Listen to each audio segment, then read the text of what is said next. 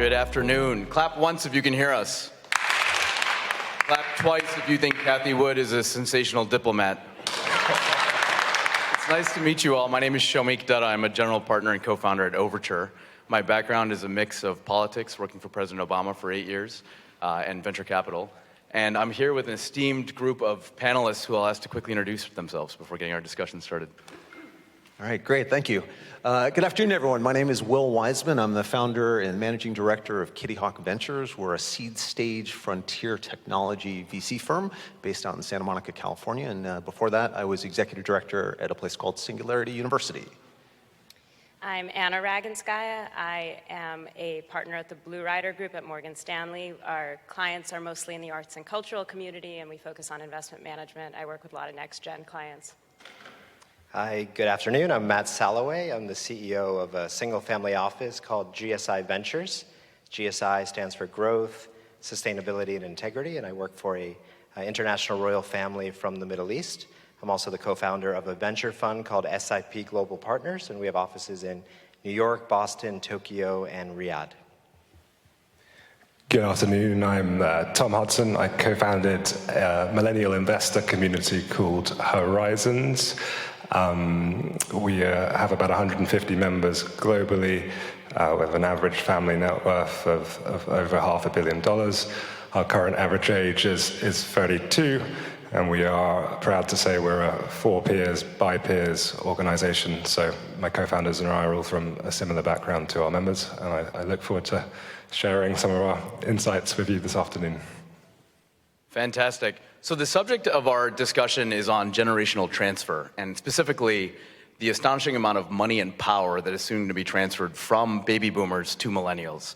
As I think about power transfer, I think of government leadership, I think of pension and endowment leadership, I think of university and nonprofit leadership having this massive turnover. And we're going to categorize the discussion in sort of 3 buckets. And the first bucket is about sort of mindset and values of the younger generation coming to power. And I'm curious to get your collective thoughts, and Anna, maybe I can start with you. What is the mindset of the younger clientele that you're working with? And more broadly, you know, as you think about optimism, risk tolerance, values, what are you observing right now in the younger generation that's so different from the older? Sure. I guess I would say it's a mix of optimism and pessimism. I think we're dealing with some really incredible global challenges with regards to climate change and issues of social justice that have come up, which obviously give people a lot of concern. On the flip side, we have this great optimism because we now have technologies at our fingertips or within reach that might help alleviate some of these problems. So I think the mindset is mixed. Tom, I want to bring you in this because, you know, we were chatting backstage. The Pew has done this survey every year since World War II where they ask people whether the next generation will have it better than them. And for the first time in the history of the survey, the United States started answering with a majority saying the future will not be better for their children. And I'm curious, Tom, amongst the network that you build, what do you think the implications are for people in the developed world that have a pessimistic view of the world? I think that, amongst our members, we're probably more on the optimistic side of the spectrum to start with. We're starting probably from a more fortunate position. But one thing, coming back to what Anna just said, that we're seeing extremely strongly is if I look at my parents' generation, they were often pretty private in how they managed their investments and how they planned for the future. And one of the themes that we've seen extremely strongly amongst our group is how much people want to share ideas and work together around things. And I think that is partly reflective of how big these issues are. And so that there's a realization that actually you can't go alone if you want to move the needle or really make a difference. And I think, you know, people want to be part of movements and really try and help.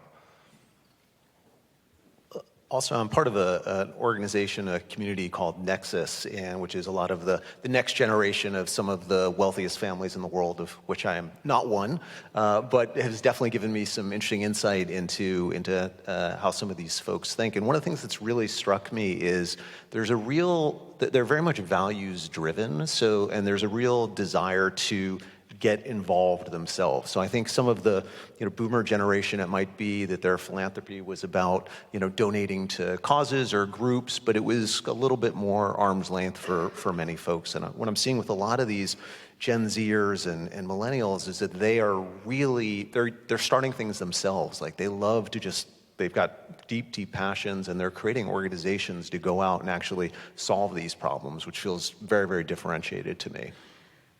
Matt, does this track with you? You do a lot of international work in Japan and undisclosed Middle Eastern countries. Tell us a little bit about the mindset of that generation. Yeah, I mean, look, I can only speak to the family that I work with and what I see, and it's hard to generalize, but I think Will hit it right on the head. I mean, we're involved with Nexus. In 2016, the family that I work with, we did a conference at Harvard's Kennedy School that was focused on impact investing, and it was the second conference that had ever been done. It brought together some of the world's leading families from, Europe. We were the first family from the Middle East that had done this program. Now there's been many families from the Middle East. So I think you're exactly right. There's a lot more action being taken. There's a lot more priority, a lot more emphasis.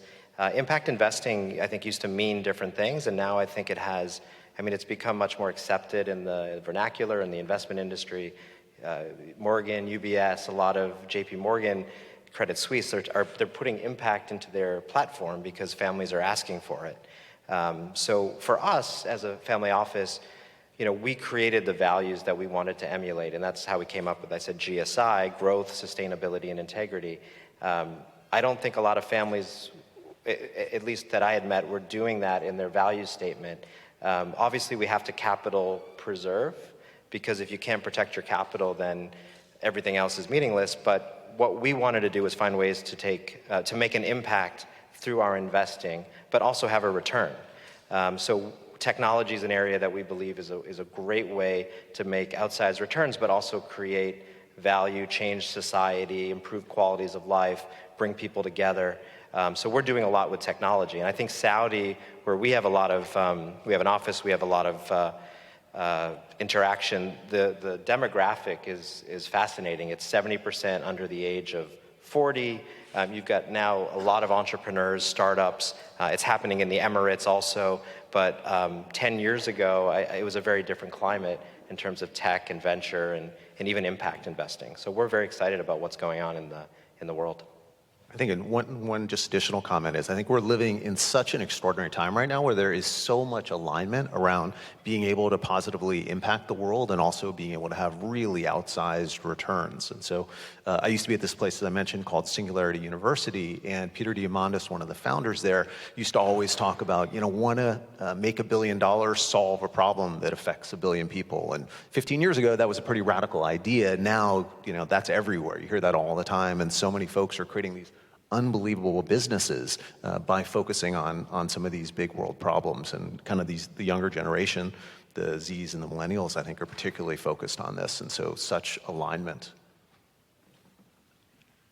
I was just going to add to your point on conservation and stewardship. I mean, we're also at this point where we finally have the data around impact investing that makes this a very compelling proposition. So Morgan Stanley did some work looking back over a 30-year period, and this is public investing. There was no sorry, I'm word vomiting at you guys right now.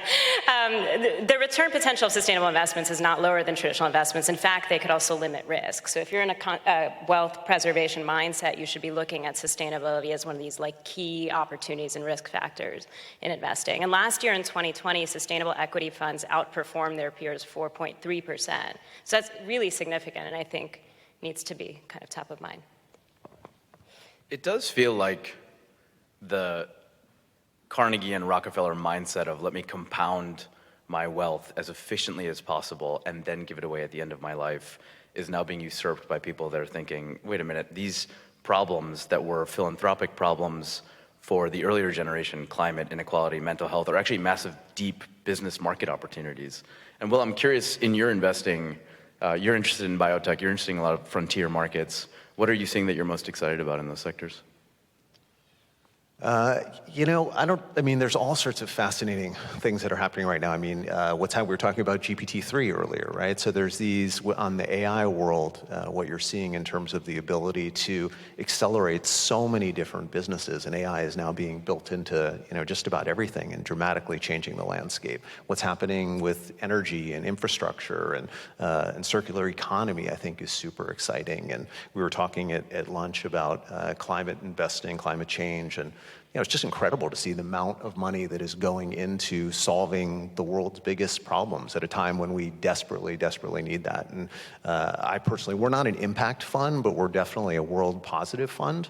And so this idea that you can have really, really great kind of outsized returns and also be able to positively move the world forward, I think is super exciting to me, and seeing those type of opportunities across many, many different areas.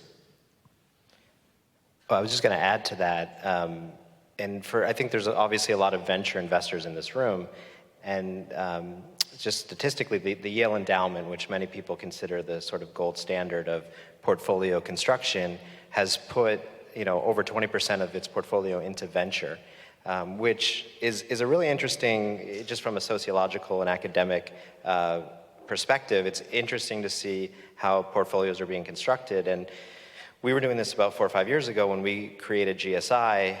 We were putting so much emphasis into technology, and obviously you don't want to be overweight. You want to make sure you've got the right allocation. But it seemed to align exactly with what Will's saying: is this impact, but also outsized returns, and also really the ability to change the world through technology. And we ended up starting our own venture fund about 2 years ago, which was a bit of a pivot for us because that was never our initial goal.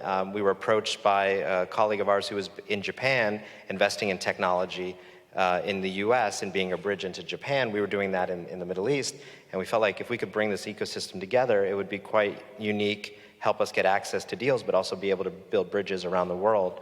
And we're seeing the results, bringing these technologies into Japan, the third largest economy, Saudi, one of the largest economies in the Middle East, and how we think we're trying to help shape those ecosystems in the way that they're investing, the way that they're building startups.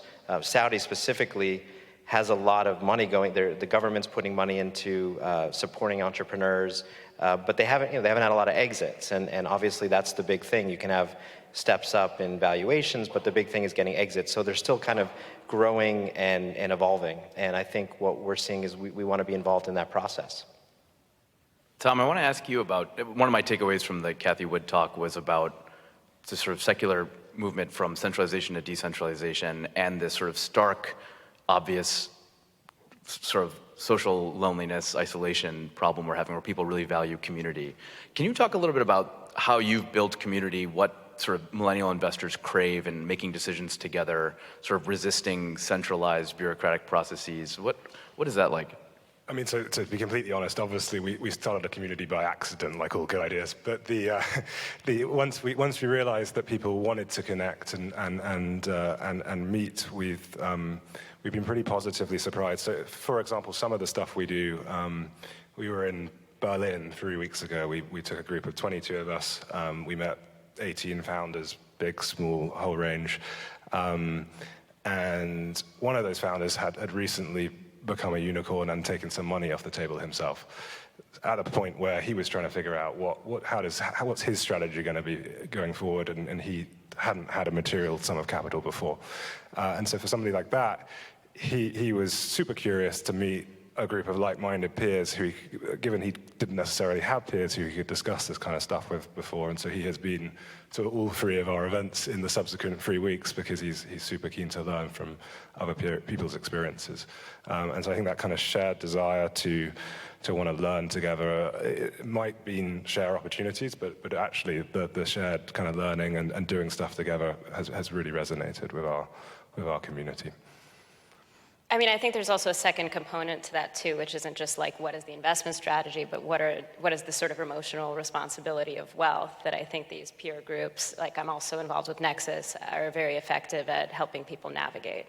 So I'm interested in is this rush to decentralization, solo GPs, angel investors, are they benefiting from a rising tide, and does this get slaughtered in a correction where you need control and your hands on the wheels in governance will, or do you think that this is a trend that outlasts the bear? I think there's definitely some of that, but I think they also are, in some instances, kind of creating their own success, right? They're community-driven, investment opportunities that are happening now. Someone identifies an opportunity, the community kind of rallies behind it, and they kind of turn it into a self-fulfilling prophecy that it's going to end up having a nice return as long as you're not the last person kind of holding the asset at the end of it. So I think we're going to see increasingly kind of more and more of that. And it's going to be very different than what we've seen historically. And it's not always driven by fundamentals. It's driven by community and the impact and alignment and being able to participate in that in different ways. And so I think you're going to see more and more kind of decentralized investing happen. I think you're going to see an acceleration that happens also. I mean, it's amazing to see the speed at which value is being created now. And I think while we may be in kind of a frothy time, I think the trend is that will continue, and like we're seeing with technology, will only accelerate. And I'm curious, what are the costs of the sort of new tastes and cultural values of millennials? We were talking backstage about the art community is not getting the same level of support and connection with younger generations as they have historically. I know it's an area of passion for you. What are some of the sort of stark taste shifts that you've noticed amongst younger people? Yeah, I mean, one thing we're seeing is definitely a lack of philanthropic funding in the arts sector. There was a survey that came out with what happened in philanthropy in 2020. On the whole, we were up about 5%, but two sectors saw a decline. Art was one of them. The second was these actually like charitable health walks and runs, event-based sort of fundraisers that people couldn't go to. You know, I think that probably most of the folks in this room can agree that the arts are important to like a thriving society, and we want to be supporting the arts. There's certainly a lot of interest in the art market. You're seeing that this week. You're all here. But I think folks don't realize that it's also important to be supporting the institutions that allow artists to create and make work. So one thing, so this work I'm talking about is related to something called the Arts Funders Forum, which I'm an advisory board member of. And a lot of the work we're trying to do there is help institutions reframe the narrative and make sure that they're pulling out these threads that actually are of interest to this next generation. So we know they care about climate change. We know they care about social justice. The art world is actually a fantastic sort of place to make the public more aware of these issues. And a lot of museums and other art-related nonprofits are doing that work, but can't really talk about it in the right way. So that's one. I think this is another Pew survey that I'm kind of obsessed with about, since World War II, they asked people, how important are you? And in 1944, it was around 12% of people said, I am important. The answer today is around 85% of Americans say, I am very important. And so this like narcissism driven with desire. So I think you will see the rise of a lot of individuality. I know that I'm not important, but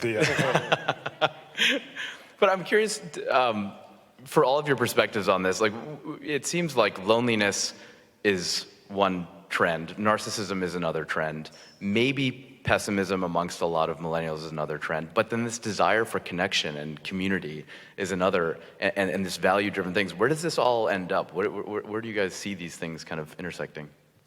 Or am I wrong? I mean, it's so interesting, right, that there is that sense, and those things are definitely real. But if you look at the data, it's absolutely the best time in the history of history to be alive. I mean, people's access to education, to food, to shelter, all these things, longevity, it just continues to go up and to the right. And so driven by the acceleration of technology. And so it's really interesting. We're having so many serious societal challenges, and the news certainly makes you feel like this is the worst time to be alive in so many ways, but the data is actually very, very positive and very, very encouraging, not to undermine the threats and concerns that we do have, and I think there's some very, very serious ones there. But there is a lot of pessimism, and I think it is fueled by news, and I think it's interesting because like the Gen Z generation, right, they're not consumers. They're to the same extent that some of the previous generations are. It's much more kind of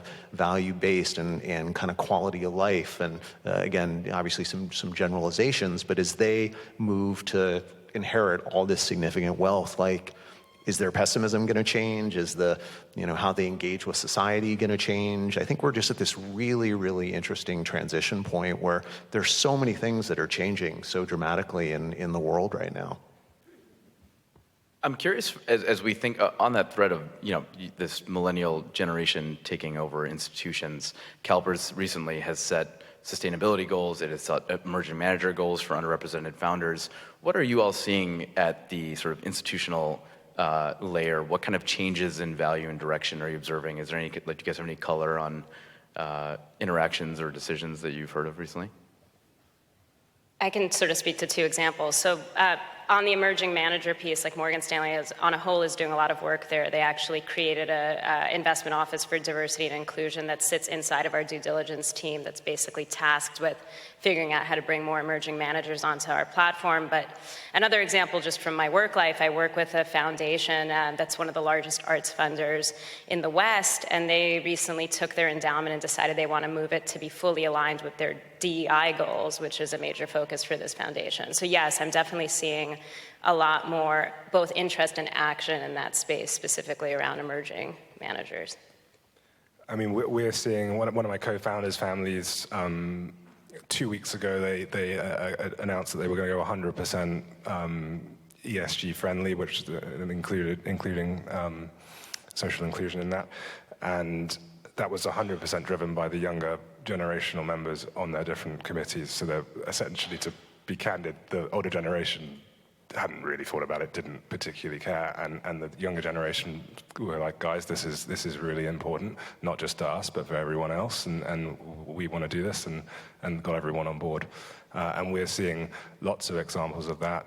The more empowered members of our community, sadly that often happens after a kind of tragic event or such like, have been quite bold in reassessing their values and their portfolios towards ESG factors. So that really is coming through very strongly amongst our members. Yeah, and I would add two things. First, with technology, the more sophisticated and the developments that happen in the technology world, there's also challenges that come with that, and there's greater responsibility. And I mean, Will was talking a little bit about this a few minutes ago, and I think we all, as family offices and as stewards of capital, have to take responsibility for that aspect of technology and how it can impact both positively and negatively. We're also starting our own fund, a second fund, that's going to focus on sustainability in technology. Our first fund was all disruptive tech, anchored by a very large Japanese corporate. Now we're kind of shifting and saying, look, we want to get involved more in what we consider sustainability at scale, using technology to solve some of the world's biggest problems. So we're starting to change ourselves in the way we're approaching our own portfolio. We're never going to be fully ESG focused, and that's a personal decision, but there's also a broad way people define these ESG goals. And in the Middle East, I know there's a few folks here from the region. There's something called being Sharia compliant, which has different levels of compliance. There's ways you can approach that. Do you invest in alcohol? Do you invest in hotels that also serve alcohol as a byproduct? How strict do you get? How strict do you get on ESG? There's so many products that are coming out, and I think for people that are doing it, they also need to be careful and mindful of, is this really ESG? Is this just a marketing tool? So I think there's a lot of challenges in the field as well as amazing developments. And I guess one thing that's also really interesting to me is that I think there's a real acknowledgement that unfortunately governments are no longer serving the people like they need to. And so that responsibility and those efforts are now starting to fall upon enterprise. And we're seeing companies get involved in ways historically that they haven't done before. And I think that's really exciting to see that, again, this alignment of you can create these great businesses, but they're taking on problem areas that they haven't maybe necessarily focused on before. And I also think that is going to increasingly these Gen Z and I think are so focused on their values and are going to vote with their dollars which companies they want to support, which companies are really aligned with how they see the world and the causes that are important to them. And so I think you're going to see, and we're definitely seeing this already, more and more companies, right, are kind of adding that lens to how they operate. What are they doing to positively move the world forward? And I think that just there'll be a continuing kind of amplification there.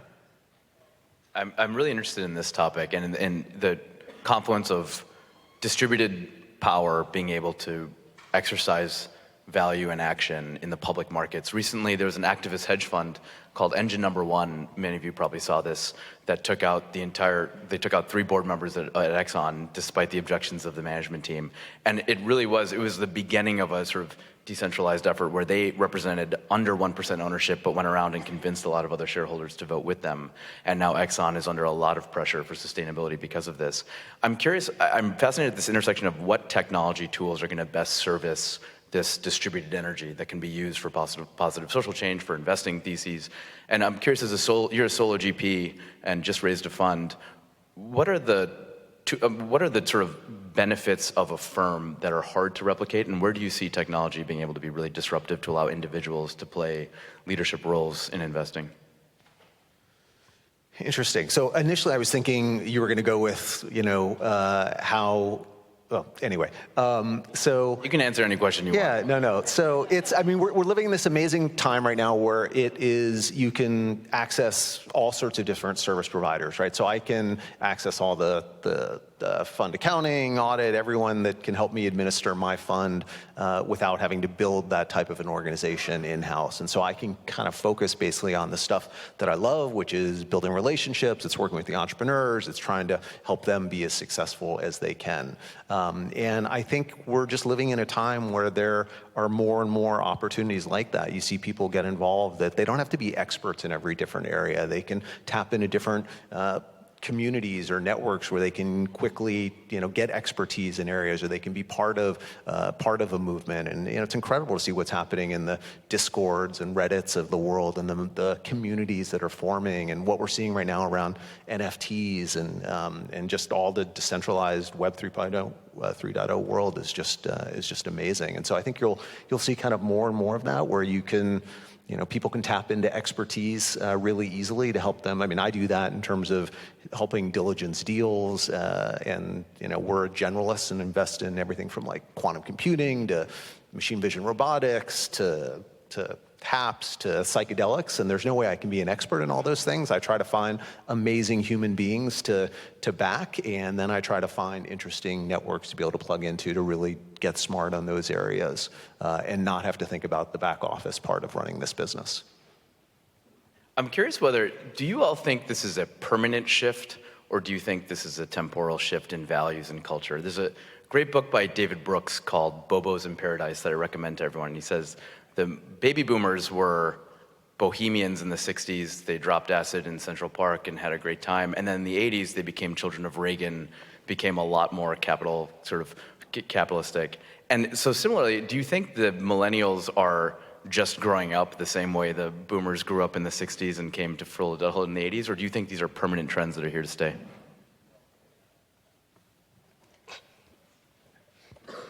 It's interesting. I do think that I am hitting that age point. I'm in my early 30s where I'm watching people become more conservative than I thought they were earlier. But I do think that, again, the scale of the issues that we're trying to tackle. The climate problem, I think, is acutely interesting because to the point that's been raised about the fact that we, on the whole, are living better lives today. That's especially true in the developing world, but we need to power the developing world. And right now, energy is still an extremely carbon-intensive business that requires trillions of dollars of investment to get to a point where we can continue to provide clean, reliable energy to countries so they continue to develop and continue to build their middle class. So I think that it's going to take us a long time to get to net zero, for example, and I think it is something that our generation is going to have to be grappling with for decades to come. So no, I don't think it's going to pass as a fad. I think one of the best business ideas I've heard in the past 2 weeks was if someone could solve cross-border decarbonization. So essentially, you've got massive tech firms who are spending billions of dollars to try and get from 90 to 100% carbon neutral when 3 billion people in the world still have electricity powered by coal. And so probably it would be better to try and solve that 3 billion people being powered by coal problem first before we go for the kind of last 10% of what we're doing. But China put more new coal plants online this year than all of the coal output in the United States collectively. It's kind of astonishing. I'm curious, can we sample the crowd? How many of you think climate is a massive for-profit, return-only investment opportunity? Raise of hands. And how many of you view it as philanthropy or a cause, not a business? How many of you are not listening at all? That's fine. No offense taken. I'd love to talk with you all about sort of the rise of social impact funds, social entrepreneurship, and, you know, again, with this tension of the Carnegie Rockefeller mindset, I have found in running an impact fund for the last 4 years that a lot of the older generation says, look, I have my return-only hat and I have a philanthropic hat. Please don't come to me with confusion. In your impact work, Anna, how do you advise your clientele that are thinking about this? I mean, I think that our tax code has some really nifty features that allow people to blend that kind of work seamlessly. Like, we have a lot of clients who are increasingly interested in what's called program-related investments in the philanthropic world. So making, for example, recoverable grants to social enterprises. These don't have to be nonprofit organizations. They can be for-profit businesses that are solving a challenge that's mission-aligned with their philanthropic work. So, you know, I think we've seen some really incredible examples in the social enterprise world. I want to talk about one of them that a friend of mine told me about yesterday. There's a company called Everytable that is letting BIPOC business owners essentially franchise healthy fast food restaurants. There's a lot of them in Los Angeles, and actually maybe you've been to one. So the food is apparently quite good. You don't have to have a lot of capital to start the business. You don't have net worth requirements, and it's really letting people build and own a business that they can then even pass on to, you know, generations down the line. That, for me, is one of the smartest ways to help close the racial wealth gap, right? Letting people own businesses. So I love that. And the thing is, they're taking investment dollars, they're taking donations, they're taking recoverable grants. However you want to fund this business, they'll find a way for you to contribute. And I think that's smart. I think the lines between financial and charitable are getting increasingly blurred as well. And I think that what's cool is that people are learning from their experiences in their investment world and bringing that into the charitable world. And I'll give you an example, which I can share because it's public. We did a podcast on it. But the Branson kids, Holly and Sam, started a charity with Princess Beatrice 5 or 6 years ago in the UK, focused on education. And the reason they did that was they ran the London Marathon for a bunch of other charities, raised some money, and went back to them a year later and said, what did you do with it? What have you done with it? How did we help? And they couldn't tell them. And so their view was, surely there is a better way and a more effective way to run a charity. And so then they said, what are the biggest problems? What do we want to support? And they came back to education because it's, I guess, the root of so many of the bigger challenges we face. And they set up this thing called Big Change, and it's essentially modeled on a venture accelerator model. And so they take 100 pitches from different ideas for how you can transform education, and they then help them scale up. And the idea is, and they've been quite effective, that they can essentially multiply their impact while having a lot more metrics and an understanding of what they're focusing on. And then obviously you've got feedback loops, and so I think that's super cool, and that's an example of how our generation are starting to approach these challenges a little bit differently. Yeah, I mean, just to add on to everything that's been said, I agree with 100%. I think it depends how you define impact. You know, there's so many ways that you can take a broad view, a narrow view. We take a broad view. I think I've just said it before, but how technology can bring a better quality of life. It can improve processes, efficiencies in different parts of the world where we have a lot of strategic value. So I think the answer to your question, though, is will this continue? And I think it depends on the results of the people that are doing impact now, and how the investments perform, how the impact is defined, and I think it'll continue to evolve. I think the other thing that's interesting is the world is so much smaller than I think it used to be, even 5, 6, 7 years ago. My investment committee on our fund we have 2 calls a week, and I'm on the phone with Tokyo, Saudi Arabia, New York, Boston, someone also in Europe. So the world is becoming increasingly smaller, and I think that also provides much more discussions and synergies and people working together with common goals. There's always going to be competition, obviously, and that exists throughout the world, but we're working together. We're sharing ideas. We're seeing things evolve in the Middle East, the Abraham Accords. We're seeing people work together and do it for, I think, the right reasons. So I think all of these factors will have impact on the way things shape in the future. I saw Larry Fink, who is a boomer, obviously, the CEO of BlackRock, recently said that shareholder maximization cannot be the sole source of focus for a corporation. There's a broader sort of social mandate and cost that they have to consider when transacting, which is obviously sort of polar opposite of Milton Friedman and this sort of Reagan generation that we were talking about. Do you all agree with that? What is your perspective on that? I 100% agree with it. I think capitalism as it has existed is not serving us well and is not sustainable, and that it does need to evolve to take into account all the different stakeholders and to make sure that it's, I remember reading some stat one time that there was something like some huge percentage of Walmart employees were on public assistance. And it was basically so Walmart could get around providing healthcare benefits to them and kind of limit the number of hours that they worked. And, hugely profitable company, and they've evolved a lot. But that world is disappearing, and we need to create a world that does have a very stable middle class. That I think we're also shifting from this abundance or scarcity mindset to an abundance mindset, and we were talking a little bit about this. There's no question there's more than enough resources for absolutely everyone in the world to have more than enough. There just shouldn't be that type of a variance. And so I think we're going to see this shift taking place more and more, and I don't see it going away. Companies have never been judged in the court of public opinion than they are today, and that's something that's been enabled by technology and enabled by sort of things that our generation grew up with. So I think that that's always going to be top of mind for industry leaders going forward, and kind of what you do, especially from how you treat your employees and how you treat your community, as something that investors will be looking at.